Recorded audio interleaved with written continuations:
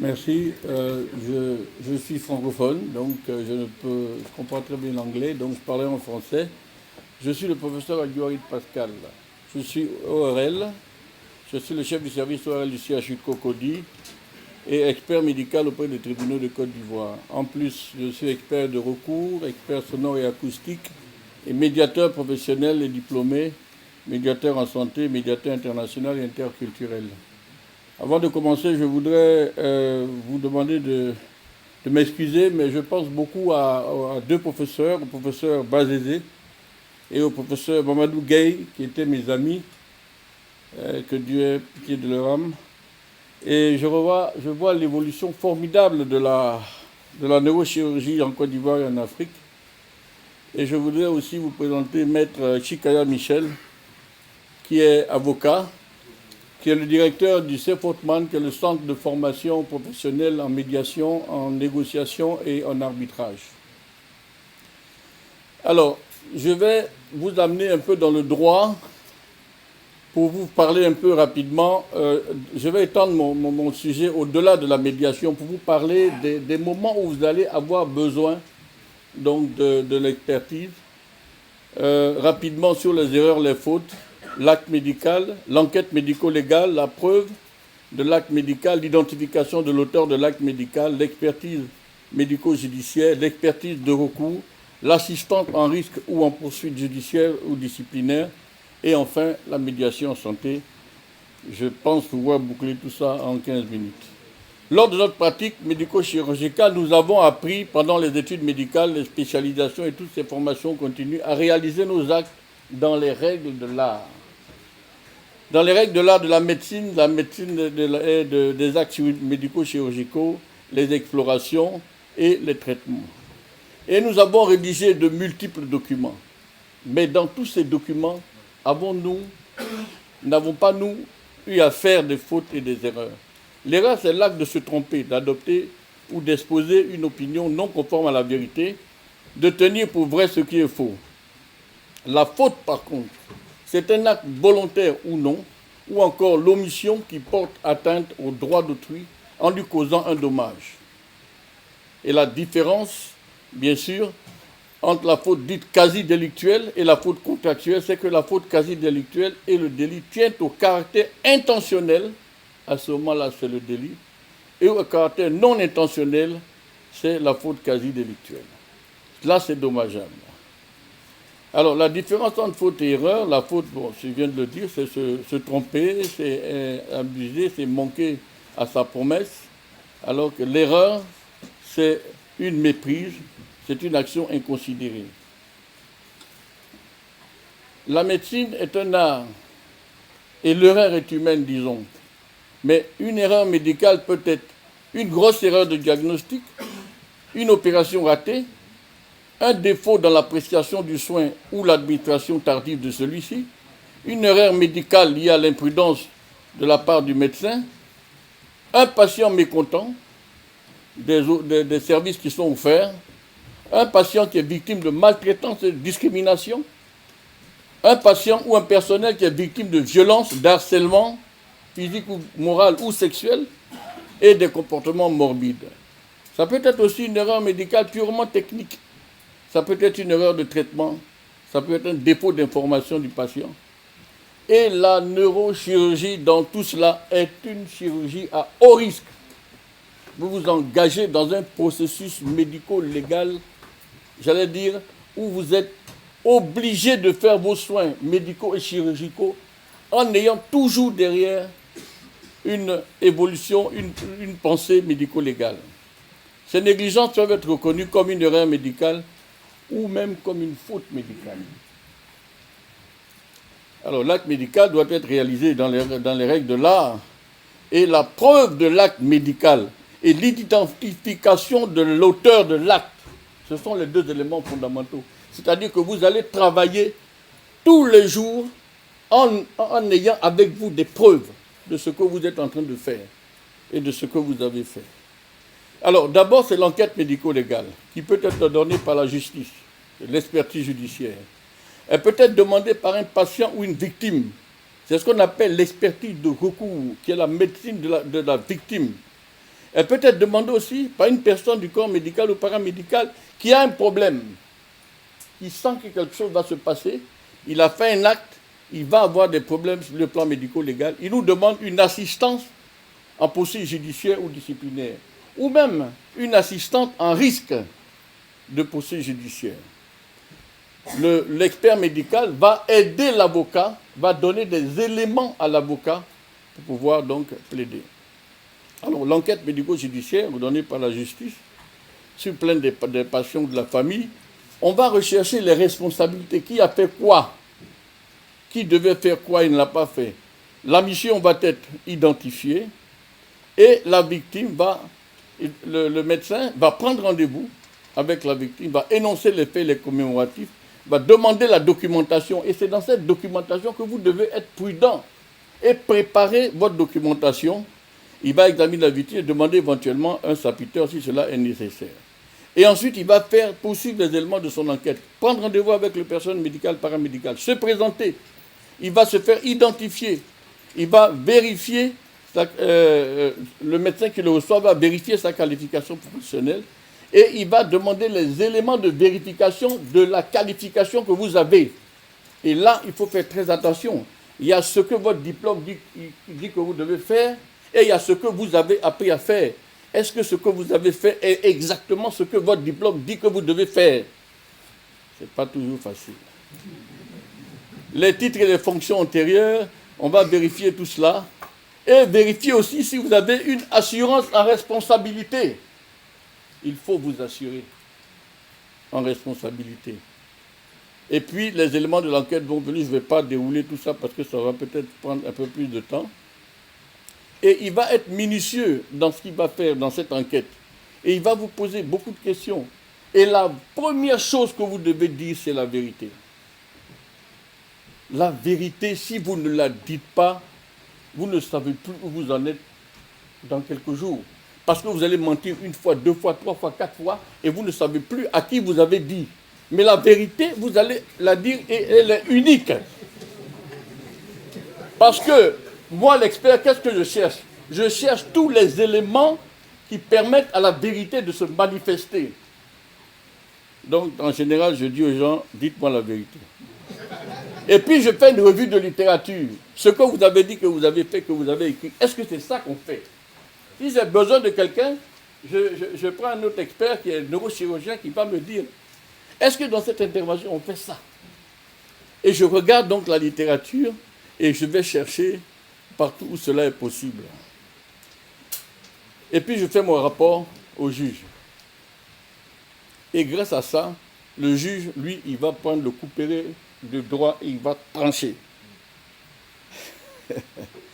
Ça peut aussi amener vers une expertise médico-judiciaire. L'expertise, c'est beaucoup plus facile. C'est ordonné par la justice ou par l'assurance.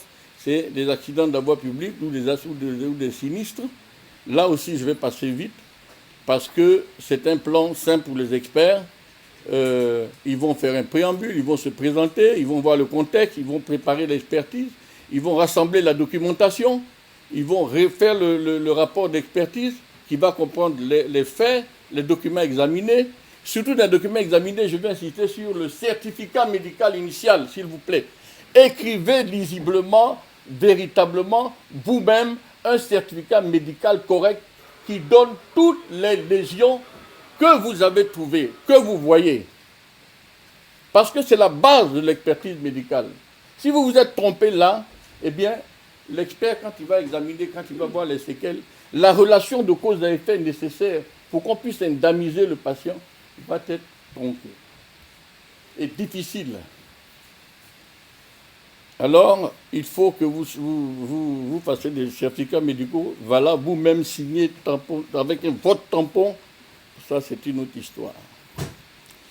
Et puis, on va déterminer tout ce qu'il y a comme préjudice patrimonial ou extra-patrimonial, je passe dessus, pour arriver à l'expertise de recours. Là, c'est nouveau. C'est quoi? C'est une victime qui a un problème, qui a eu un accident, qui a eu un sinistre, et il prend l'expert pour que cet expert soit son avocat. Et donc, l'expert de recours, il va avoir la mission particulière qui n'est pas de soigner Ce n'est pas lui qui soigne le patient, mais qui va assister techniquement les victimes et leur donner des conseils. Donc, qu'est-ce qu'il va faire? Il va, premièrement, avant l'expertise judiciaire, il va suivre le patient, voir est-ce que les soins que le patient reçoit sont des soins qui sont vraiment dans les règles de l'art. Il peut intervenir au niveau des médecins traitants pour que ceux-ci se réveillent parce qu'ils vont savoir qu'il y a quelqu'un qui est derrière ce malade dont il faut faire attention, surtout si c'est le professeur Aguilar. Et il va suivre le dossier du patient et demander aux médecins traitants de rédiger les dossiers médico-légaux dans les règles de l'art sans oublier un élément. Tous ces dossiers-là, certificats médicaux, etc., lettres de sortie, bulletins de ceci ou de cela, examen de radiographie, patati patati. Et il va prendre la victime, il va lui faire ce qu'on appelle une expertise médicale préalable avant que le juge ne désigne un expert. Et il va accompagner la victime à l'expertise demandée par le juge ou par l'assurance et il va l'aider. Et ensuite, une fois que cette expertise est faite, il va expliquer à la victime, voilà ce que tu as droit, voilà ce dont tu n'as pas droit. Et son travail se termine à ce moment-là. Maintenant, il peut y avoir un troisième élément intéressant, et ça c'est surtout pour vous. Lorsque vous avez un problème médico-légal, vous avez une plainte, qu'est-ce que vous faites? Vous allez voir un avocat et vous essayez de développer votre défense. Il est fondamental maintenant de prendre un expert qui va vous faire une assistance en poursuite judiciaire. C'est-à-dire que lui, c'est un professionnel de la santé, à titre conservatoire, il va aller vous aider à préparer les preuves médico-légales et renforcer votre dossier de défense qu'il va donc donner à l'avocat pour plaider. Maintenant, nous arrivons à la médiation. Vous êtes attaqué en justice. Vous avez un problème qui est patent ou qui est en sourdine. De grâce, ne laissez jamais ces problèmes de justice-là en sourdine. Avec la médiation, vous avez la possibilité de déclencher le processus, de court-circuiter le processus judiciaire et de rentrer en extrajudiciaire. C'est pour ça que la médiation est le mode amiable de règlement des litiges et des conflits par lequel un tiers indépendant, un médiateur, va, dans la confidentialité, permettre aux deux parties de pouvoir discuter, de pouvoir négocier, de pouvoir s'entretenir, de pouvoir chercher les points de désaccord, de pouvoir trouver des points d'accord sur ces points de désaccord et de trouver des solutions elles-mêmes à leurs conflits. Eh bien, c'est un rapport gagnant-gagnant. Ça peut être déclenché par la justice et la médiation judiciaire, comme ça peut être déclenché par les parties elles-mêmes. C'est la médiation conventionnelle. Ou par une institution, ici, l'institution la plus touchée, c'est la Cour d'arbitrage de Côte d'Ivoire, ou bien de manière ad hoc, deux parties se retrouvent et disent, on va prendre un médiateur, et donc désigne un médiateur. Parce que le système juridique, il est frustrant. C'est quelqu'un d'autre qui décide, qui ne vous connaît pas. Il y a un dossier, et puis paf, il prend une décision. C'est coûteux. Vous payez l'avocat, vous payez ce que vous ne pouvez pas imaginer que vous allez payer. Et ça polarise, et ça s'intensifie. Et avec les réseaux sociaux, ça devient mondial. Alors que la médiation, c'est un procédé, participation volontaire, encourager les parties à se retrouver et à aller vers une solution. Mais tous les milieux font partie de la médiation et peuvent être entrés en médiation. N'importe quel problème que vous avez, même la médiation familiale, la médiation sociale et le milieu sanitaire. Alors il s'agit donc d'aider les acteurs du milieu de la santé à restaurer, à améliorer les relations sociales et professionnelles pour la bonne marche de la structure. Il y a plein de pots de bananes qui sont gérés comme ça, qu'on peut rétablir. Mais le triangle, c'est l'administration, la hiérarchie, ce sont les clients, les patients, les familles des patients et le personnel de santé. Je demanderai 3 minutes, s'il vous plaît, sur les 5 minutes de discussion. Alors, comment ça se déroule? Le médiateur encourage les parties à relater les faits, à énoncer les éléments, à trouver donc les points de désaccord, à se mettre d'accord sur ces points, à trouver des solutions, je l'avais dit tout à l'heure. Et c'est sous deux types. Soit c'est curatif, rapidement, les parties sont là, le problème il est existant, tout le monde est au courant, et on entre en médiation. Mais soit c'est préventif. Voilà. Le professeur Aïdara a un problème avec le professeur Aguiwa, le professeur Aguiwa ne sait pas. Qu'est-ce qu'il fait? Il joint le médiateur de l'hôpital, il joint le cabinet de médiation. Le cabinet de médiation se déporte vers l'autre partie et l'encourage et trouve les mots pour les amener en médiation et régler leurs problèmes. C'est un recours salutaire. Là, vous pouvez espérer être écouté, vider votre ressentiment, votre vécu douloureux, donner des alertes, échanger, clarifier la situation, retrouver les responsables, poser les responsabilités, connaître la vérité et reprendre les réalités et pouvoir collaborer de manière plus efficace. Bon, alors là, je vais aller vite parce que tout le monde peut saisir le médiateur. La rémunération du médiateur, ça aussi, c'est des discussions. Il n'y a pas de tarification particulière. Il y a des discussions entre les différentes parties pour trouver la rémunération du médiateur. Et une fois que la décision est faite, le protocole d'accord est écrit. Il peut être authentifié par le juge, par le notaire, homologué par le juge, et il vaut décision de justice. Avec ça, vous avez court-circuité la justice. On ne peut plus aller en justice quand on est en médiation. Et la décision de médiation, elle vaut décision de justice. Ça s'impose donc au juge. Et vous pouvez mettre des clauses d'exécution du suivi.